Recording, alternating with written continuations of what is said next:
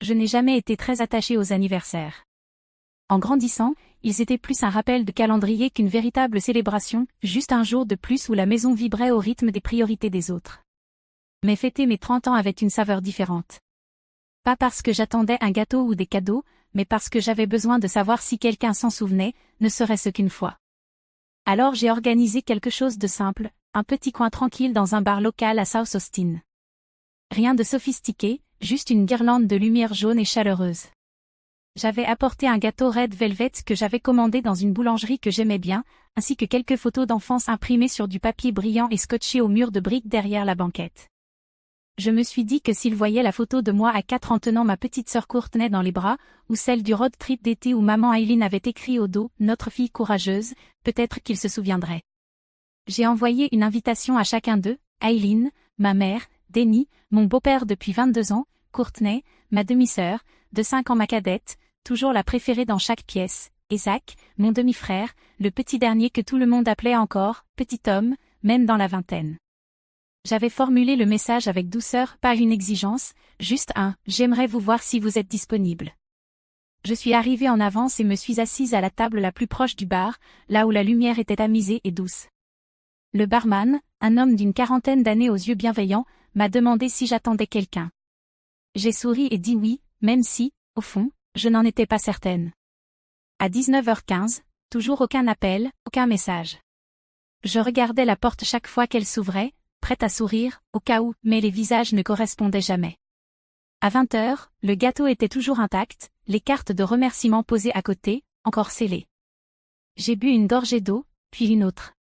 Le barman est repassé et m'a glissé un petit verre de vin de prune, offert par la maison. Ils sont peut-être en retard, a-t-il dit avec douceur. J'ai hoché la tête. Mais à 21h, j'ai su. J'ai découpé une seule part de gâteau et posté une photo sur les réseaux sociaux avec une légende vague. Il y a quelque chose dans la douceur des nuits qui goûte meilleur avec du gâteau. J'ai souri pour la photo. Puis j'ai mangé en silence, lentement, pas parce que j'avais faim, mais parce que je ne voulais pas que le gâteau ait l'air d'avoir été oublié. À 22h, j'ai rassemblé mes affaires discrètement, bien remercié le barman, puis je suis sortie au son de mes talons résonnant sur le béton. J'ai conduit jusqu'à chez moi en silence, pas de musique, juste le bourdonnement des lampadaires et mes propres pensées. Chez moi, j'ai enlevé mes chaussures et suis restée debout, pieds nus dans la cuisine, sans bouger, sans penser, simplement à respirer. Je n'étais pas triste parce qu'il n'était pas venu. J'étais triste parce qu'une part de moi croyait encore qu'il viendrait. Une semaine passa. Je ne parlais pas de mon anniversaire, ni dans le groupe familial, ni dans des messages privés. J'attendais bêtement un appel en retard, peut-être même une carte arrivée tard par la poste avec l'écriture d'Aileen sur l'enveloppe, une cursive vive et arrondie, qui sentait toujours légèrement la crème pour les mains à la lavande. À la place, je reçus un message groupé. De la part d'Aileen, dans le même fil de discussion où nous organisions autrefois les repas de Noël et les barbecues du 4 juillet. Coucou la famille. Les 60 ans de Denny approchent. On prévoit un week-end au Pacific Shore Resort, formule tout compris, bord de mer, dîner privé. 1500 $ par personne. Merci de me faire un virement Venmo avant vendredi pour que je puisse bloquer les réservations. Je vous aime. De cœur. Aucune mention de mon anniversaire. Pas de « désolé d'avoir oublié », même pas un « comment tu vas ?» Juste une facture déguisée en emoji et en fausse affection. Courtney a répondu en quelques minutes. Je viens de l'envoyer. Trop hâte, ça va être génial. Article de fête. Puis Zach. C'est fait. Dis-moi si tu veux que je prenne une bouteille pour papa. J'ai relu le fil de discussion, mon pouce figé contre l'écran comme s'il allait en faire tomber une explication. Rien. Je n'étais pas en colère, pas encore. J'étais froide, figée. Le genre de silence qui n'a pas besoin de crier. J'ai ouvert mon application de paiement et tapé le nom d'Aileen. J'ai envoyé $1. La case du message clignotait, attendant. J'ai écrit « Joyeux anniversaire », rien de plus. Puis j'ai fermé l'application, verrouillé la porte, et éteint les lumières de mon appartement comme si je partais pour un long voyage. Je ne partais pas. J'en avais juste fini. J'ai changé les mots de passe de tous les comptes partagés que j'avais un jour eu avec eux. Le fonds d'urgence que j'avais ouvert pour les prescriptions d'Aileen. La carte commune utilisée pour les frais de scolarité de Courtney. Le profil bancaire que Zach utilisait quand ses prêts étudiants étaient épuisés. Je n'avais pas touché à ses comptes depuis des mois, mais aussi. Je le savais. Ensuite, j'ai fait défiler ma liste de contacts, un par un. Aileen, Denny, Courtney, Zach. Bloqué. Bloqué. Bloqué. Bloqué. Aucune explication, aucun grand texte d'adieu dramatique, juste le silence. Plus tard ce soir-là, je me suis assise au bord de mon lit et j'ai rouvert un brouillon de messages que j'avais commencé des mois auparavant. Je ne sais pas ce que j'ai fait pour devenir invisible à vos yeux, mais ça fait mal. Je l'ai supprimé. Je n'avais plus besoin qu'ils comprennent. Je n'avais même plus besoin qu'ils se souviennent de moi. J'avais juste besoin de me souvenir de moi-même, sans eux. Et pour la première fois depuis des années, j'ai dormi sans vérifier mon téléphone une seule fois. Tout a commencé par une notification. Tentative de connexion suspecte détectée sur votre compte. Je suis resté figé devant l'écran, la lumière bleue baignant l'appartement. Mes mains ne tremblaient pas, mais ma poitrine se serrait comme si une corde invisible m'étranglait. J'ai ouvert l'application bancaire. Ils avaient essayé d'accéder au compte commun, celui que je n'avais pas touché depuis des mois, celui que j'avais utilisé autrefois pour régler les frais de scolarité de Zach, le fleuriste du mariage de Courtney, les réparations du camion de Denny et la rénovation de la salle de bain qu'Aileen disait bénéfique pour le dos de Denny. J'ai appelé la banque sans hésiter. Geler le compte, ai-je dit. Transférer tout le solde vers mon compte personnel et modifier tous les moyens de vérification liés à mon nom. La voix au bout du fil n'a posé aucune question. Ils ne le font jamais quand le ton est aussi calme. Ce soir-là, les appels ont commencé. Numéros inconnus. Je n'ai pas répondu. Puis sont arrivés les messages, brefs, tranchants, pleins de colère déguisée en inquiétude. Pourquoi tu as changé les serrures? Qu'est-ce que tu fous? Pourquoi tu nous mets dehors? On est ta famille. Réponds au téléphone. J'ai éteint le téléphone. Vendredi soir, je pensais que le vacarme finirait par s'éteindre. Mais j'avais sous-estimé Aileen. Le silence, pour elle, n'était pas une défaite, c'était un défi. Et elle ne reculait jamais devant un défi. Le coup est arrivé juste après 21 heures, rapide, fort, implacable. J'ai regardé dans le Judas, puis le flux de la caméra de sécurité. 2 policiers, l'un grand et massif, l'autre plus jeune avec une tablette à la main. J'ai ouvert la porte, mais pas en grand. Gloria Whitman, demanda le plus âgé. J'ai hoché la tête. On a reçu un signalement disant que vous êtes injoignable et potentiellement en danger. Votre famille a déclaré une disparition inquiétante, affirmant que vous agissiez de façon instable, possiblement dangereuse pour vous-même. J'ai cligné des yeux. Instable. Je les ai laissés entrer juste assez pour voir mon salon. Propre, calme. Le léger bourdonnement d'un diffuseur continuait à disperser de la lavande dans l'air. Mon ordinateur portable professionnel était ouvert sur la table, l'historique de mes appels toujours actif. J'ai travaillé toute la semaine, ai-je dit. Vous pouvez appeler mon supérieur. 10 personnes dans mon équipe peuvent confirmer que j'ai été en réunion toute la journée. Je ne suis pas porté disparu. Je ne suis pas instable. J'en ai juste fini. Le plus jeune des policiers a scanné la pièce, puis a croisé mon regard. Votre famille dit qu'elle est inquiète, dit-il, d'un ton mesuré. J'ai souri, sec, pas cruel. Ils ne sont pas inquiets. Ils perdent le contrôle. Le plus âgé a rangé son carnet. On n'intervient pas dans les affaires familiales. Mais si les contacts continuent et que vous vous sentez harcelé, vous pouvez déposer une plainte. J'ai hoché la tête. Une fois. Quand ils sont partis, je ne me suis pas assise tout de suite. Je suis restée debout dans l'encadrement de la porte, la main sur la poignée. Mon appartement était toujours chaleureux, toujours à moi. Je n'aurais jamais imaginé le jour où ma propre famille utiliserait le mot inquiétude comme une arme, non pas pour me retrouver, mais pour me ramener. Le samedi arriva dans le silence. J'étais dans la cuisine à attendre que la bouilloire chauffe quand les coups ont commencé. Ce n'était pas un simple toquement, c'était des poings, sans remords, furieux. J'ai marché lentement vers la porte et vérifié la caméra. Aileen, Denny, Courtney, tac, les 4 sur mon perron, comme un portrait tordu de l'unité familiale. La bouche d'Aileen était une ligne blanche étendue. Denny se tenait droit, les bras croisés. Courtney tapotait furieusement sur son téléphone, sans doute en train d'enregistrer. Zach avait l'air de vouloir être ailleurs, mais il était là. Je n'ai pas ouvert la porte tout de suite. J'ai activé l'interphone. Qu'est-ce que vous faites ici? La voix d'Aileen claqua comme un fouet. Ouvre la porte, Gloria. Maintenant. On doit parler. Ça suffit, répondis-je d'un ton calme. Parler de quoi? Du fait que vous avez tenté d'accéder à mon compte? Ou du fait que j'ai été exclue des plans pour l'anniversaire de Denny, mais que j'ai quand même reçu une facture? Denny s'avança, sa voix grave et préparée. Tu te comportes comme une enfant. On est inquiet. Et c'est comme ça que tu réagis? Je laissai échapper un petit rire sec. Inquiet? Vous avez appelé la police pour me signaler disparu. C'est ça, votre idée de l'inquiétude? Courtney frappa la porte encore plus fort. Tu te prends pour qui? Tu ignores nos appels, tu bloques les comptes, tu bloques ta propre mère? Tu recommences à faire ta drama queen. J'ouvris la porte. Je ne les laissai pas entrer. Je restai dans l'embrasure, l'épaule appuyée contre le bois, le corps immobile, le regard fixe. Qu'est-ce que vous voulez? Demandai-je. Je ne pris pas la peine d'adoucir ma voix. Aileen croisa mon regard, j'avais hérité de ses yeux. Ils étaient rouges, mais pas de tristesse. De rage. On est une famille, et tu me traites comme une étrangère. Peut-être, dis-je calmement, que tu ne m'as jamais vraiment connue. Le ton de Denny se fit plus dur. Tu es ingrate.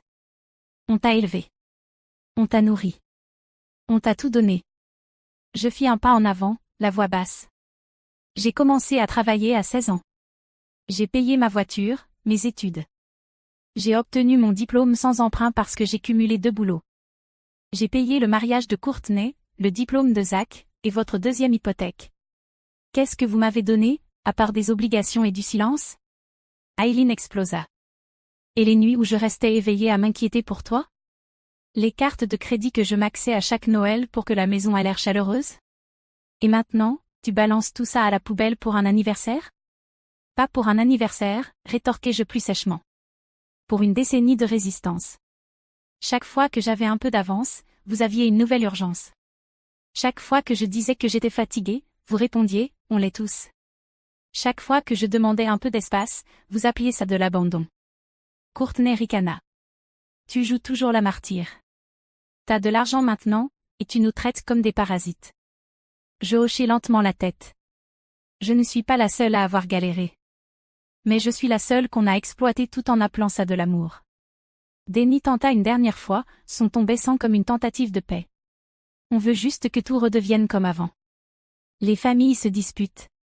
C'est juste un malentendu. Je secouai la tête. Ce n'est pas un malentendu. C'est un schéma. Une économie unilatérale de l'amour. Et je suis en faillite. Aileen fit un pas en avant. Très bien. Pars.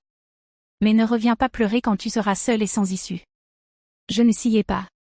S'il faut choisir entre être seule ou être utilisée, je choisis la solitude. Elle ouvrit la bouche de nouveau, mais Denny la retint. Courtney me lança un regard comme si je venais de brûler toute notre enfance. Peut-être que je l'avais fait. Je refermai la porte doucement, complètement, pour de bon. 2 jours après avoir claqué la porte, je reçus un email, pas de la banque. Consentement du co-emprunteur requis pour le refinancement de l'hypothèque sur la propriété située au 1175 Shoreline Drive. Je restai figé devant l'écran, puis relus. 1175 Shoreline, leur maison, celle qu'Aileen et Denny m'avaient supplié de co-signer il y a 6 ans, quand un autre prêt avait échoué. Je me souvenais encore de l'appel tard dans la nuit, Aileen en larmes, Denny marmonnant en arrière-plan qu'il était trop vieux pour recommencer à zéro. À l'époque, je m'étais dit, tu es en position de les aider. C'est la famille. Mais maintenant, ils essayaient de refinancer sans même m'en parler. Je ne me sentais pas choquée, juste vidée. J'ai appelé mon avocate, Hélène Foster, la même qui m'avait aidé à sortir d'un chaos financier quand j'avais brièvement travaillé dans l'immobilier. Ils essaient de refinancer sans mon consentement, lui ai-je dit. Je veux bloquer ça. Sa voix était calme mais ferme. Envoie-moi l'accord initial, le titre de propriété et tous les emails. Je vais geler immédiatement tous les droits transactionnels liés à ton nom. Je ne me suis pas arrêtée là. J'ai ouvert un nouveau brouillon dans ma boîte mail et tapé. Objet, demande d'audit financier personnel, dépenses de soutien familial, 7 dernières années. Je l'ai envoyé à mon comptable avec une liste que je tenais dans mon application Notes depuis des années, des entrées discrètes, notées plus par instinct de survie que par rancune. Account pour Shoreline, 78 000 $. Prêt pour le pick-up Ford de Denny, 21 000 $. Mariage de destination de Courtney, 36 000 $. Frais de scolarité de Zach, 4 ans, 44 000 $. Facture médicale d'Aileen, 2020 à 2022, 51 000 $. Prêt divers jamais remboursé, 18 500 $. Total, 248 500 $. J'avais demandé des preuves détaillées, reçues, virements bancaires, tout ce qui pouvait parler plus fort que les souvenirs. 3 jours plus tard, l'audit était terminé. Il se présentait sous la forme d'un tableau clair, avec des onglets en couleur et des PDF attachés pour chaque poste. Je l'ai ouvert lentement, comme on retire un pansement sur une plaie qu'on n'est pas prêt à regarder. J'ai fixé le chiffre de nouveau, non pas parce que je voulais récupérer cet argent, mais parce que j'avais besoin de le voir pour ce qu'il était, pas de la générosité, pas de l'amour, juste le prix à payer pour appartenir à une famille où une seule personne réglait toujours l'addition. J'ai rouvert le groupe de discussion familiale, inactif depuis longtemps, et j'y ai déposé le fichier. Pas de bonjour, pas de contexte, juste 5 mots. Je veux tout récupérer. Le fil a explosé dans l'heure qui a suivi. Aileen, tu as perdu la tête? Qui fait ça à sa propre famille? Courtney, t'es sérieuse? Tu comptes chaque centime comme si on était des étrangers. Zach, je fais des doubles shifts pour survivre, et toi tu veux de l'argent de sang? Denny, enfin, tu détruis cette famille. Ta mère n'a pas dormi depuis des jours. Je n'ai répondu à aucun d'eux. À la place, j'ai renvoyé un mail à Hélène. S'ils ne peuvent pas racheter ma part de la maison, je veux me retirer. Forcer une vente. 10 minutes plus tard, elle m'a appelé. Tu es sûr? Oui. Il risque de se retourner complètement contre toi. C'est déjà fait. Le lundi matin, le cabinet d'Hélène a envoyé la notification officielle à Aileen Whitman et Denny Harper. Objet, retrait d'intérêt en capital dans la propriété détenue conjointement au 1175 Shoreline Drive. C'était bref, direct.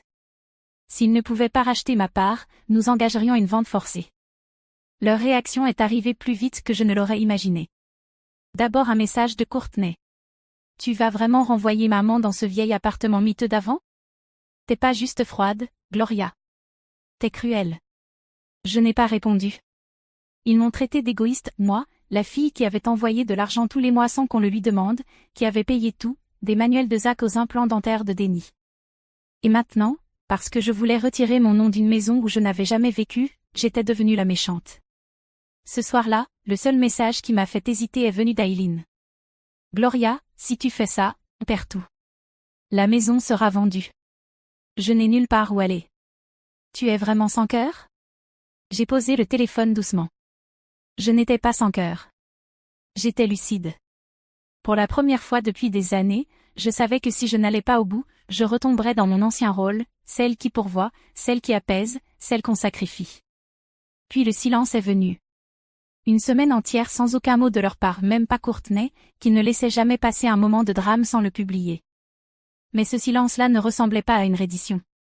Il ressemblait à une tactique. Le lundi suivant, Hélène m'a envoyé une mise à jour. Ils ont accepté de vendre. La maison est listée en vente rapide, a-t-elle dit. Mais ne te détends pas trop. Ils commencent déjà à retarder le paiement de ta part. J'ai répondu avec 2 mots. Reste vigilante. 3 jours plus tard, j'ai reçu un appel de tante Virginia, la sœur aînée d'Aileen, la seule parente qui me parlait encore avec une certaine douceur. Ta mère m'a appelé, dit-elle lentement. Elle pleure tous les soirs. Elle dit que tu mets toute la famille à la rue. Je ne me suis pas défendue. Je n'en voulais pas à Virginia, mais j'étais fatiguée. Les gens croient toujours la version de l'histoire qui les arrange. Je lui ai répondu. Je ne demande pas de vengeance. Je demande un remboursement. La maison a été mise sur le marché 2 semaines plus tard, une 3 chambres avec une terrasse à l'arrière où on avait autrefois grillé des burgers le 4 juillet. J'ai vu les photos de l'annonce. Je n'ai rien ressenti. Puis les voitures sont parties, d'abord l'Explorer de Denny, puis la berline d'Aileen, vendue sur Facebook Marketplace sous prétexte de réduction de train de vie. Puis les bijoux, les boucles d'oreilles saphir que j'avais offertes à Aileen quand j'avais été promue, celles qu'elle portait chaque Noël. Un courtier a envoyé des photos à Hélène comme preuve de paiement en cours. Je ne les reconnaissais presque plus. Les paiements ont commencé à arriver au compte-gouttes. D'abord 10 000 $. Une semaine plus tard, encore 5 000 $. Je n'ai pas accusé réception. Hélène a envoyé une lettre formelle. Payez le solde ou faites face à une action en justice complète. Le lendemain matin, les derniers 7 200 $ sont arrivés. Total, 22 200 $. Exactement ce que j'avais demandé, pas un dollar de plus. J'ai fixé la notification bancaire, juste du texte sur un écran. Mais d'une certaine manière, c'était comme si 10 ans de dons avaient été réduits à une seule ligne comptable. Virement reçu. Pas d'excuses. Pas d'explication. Pas de famille. Juste de l'argent, enfin, qui allait dans le bon sens. C'était un vendredi soir, 4 mois plus tard, lorsqu'un collègue m'a demandé si je voulais les rejoindre pour une partie de bowling après le travail. J'ai failli dire non, les endroits bruyants ne m'ont jamais semblé familiers. Mais quelque chose en moi, de la curiosité ou peut-être juste de l'agitation, m'a fait dire oui. Nous avons pris une piste vers le fond. Des néons clignotaient au-dessus de nos têtes, baignant tout dans des nuances douces de vert et de bleu. Des rires résonnaient sur le sol poli. J'ai lancé quelques boules, rien d'impressionnant, mais assez correct pour ne pas attirer l'attention. Puis, en me tournant pour attraper une autre boule, je l'ai vue 2 pistes plus loin, peinant à soulever une boule vert foncé. Épaules amincies, cheveux plus gris, démarche ralentie. Déni. Il ne m'a pas vu tout de suite, mais lorsqu'il s'est penché pour ramasser une quille tombée, ses yeux ont balayé la salle et se sont arrêtés. Nous nous sommes figés tous les deux. L'instinct m'a soufflé de partir, de disparaître dans le bruit, mais je suis restée. Il a marché lentement vers moi. Ses chaussures de bowling grinçaient sur le sol ciré. Lorsqu'il est arrivé à ma hauteur, il n'a pas parlé tout de suite, il m'a juste regardé comme s'il attendait la permission d'exister. Gloria, a-t-il fini par dire, doucement, comme si un souffle de travers pouvait briser ce moment fragile. Je n'ai pas répondu. Je ne m'attendais pas à te voir ici, a-t-il dit en désignant la piste vide à côté de moi. Ça te dérange si je lance quelques boules? Je n'ai pas hoché la tête, mais j'ai fait signe à l'employé de réinitialiser la piste. Nous avons joué en silence pendant quelques minutes. Son premier lancer est allé droit dans la gouttière. Il a laissé échapper un petit rire amer. Je crois que j'ai perdu la dernière chose dans laquelle j'étais meilleur que toi. Je n'ai rien dit. Il s'est assis à côté de moi, pas trop près. Sa voix est tombée d'un ton. Je pensais être fort. Être l'homme de la maison, ça voulait dire quelque chose pour moi. Mais la vérité, c'est que quand tu as commencé à gagner plus, à grandir au-delà de ce que je pouvais apporter, je me suis senti petit. Je ne savais pas comment gérer ça. Je l'ai regardé, sans colère, juste avec lucidité. J'ai utilisé le mot « beau-père » comme un bouclier, a-t-il poursuivi. Pour te faire croire que tu me devais quelque chose. Mais la vérité, c'est que tu ne me devais rien. Tu ne m'as jamais rien dû. J'ai reposé mes coudes sur mes genoux, le regard fixe. Tu n'as pas juste pris de l'argent, Déni. Tu as pris la confiance. Tu les as tous entraînés dans un cycle de besoins que personne n'osait appeler par son nom. Il a lentement hoché la tête. Aucune excuse ne pourra réparer ça. Je veux juste que tu saches que je le regrette profondément. Et je suis désolée de ne t'avoir jamais dit que j'étais fière de toi. Ces mots m'ont touché plus que je ne l'aurais cru, mais je ne me suis pas attendrie. Je ne reviendrai pas, ai-je dit. Je ne cherche pas à la réparer quoi que ce soit. Je veux juste vivre sans qu'on attende de moi que je donne sans cesse. Il a tendu la main. Elle tremblait légèrement. Je l'ai prise. La sienne était froide. La mienne n'était pas chaude. Mais pour la première fois, cela semblait équilibré. Je me suis levée et j'ai remis ma veste en ordre. Je m'en vais. Bonne partie. Il a hoché la tête. Il ne m'a pas demandé de rester. L'air de la nuit m'a enveloppée quand je suis sortie du bowling. Il sentait légèrement le bitume et le froid, avec une pointe de magnolia venue de je ne sais où. J'ai ouvert la portière de ma voiture et je suis restée assise un instant, sans me presser, juste à respirer. Aucun appel manqué, aucun message chargé de culpabilité, personne pour demander de l'argent ou un sauvetage. Juste le silence. À la maison, j'ai préparé du thé et je me suis installée près de la fenêtre, les jambes repliées sous moi. Je n'ai pas pensé aux anniversaires, ni aux virements bancaires, ni aux mots « fille » tels qu'ils l'utilisaient. J'ai juste écouté le silence d'une vie qui ne m'était plus empruntée, plus troquée. Je ne me sentais pas victorieuse. Je ne me sentais pas punie. Je me sentais mienne. Le lendemain matin, j'ai réservé un voyage. Pas pour disparaître. Juste pour recommencer. Pas comme un portefeuille. Pas comme une solution de secours. Juste comme Gloria.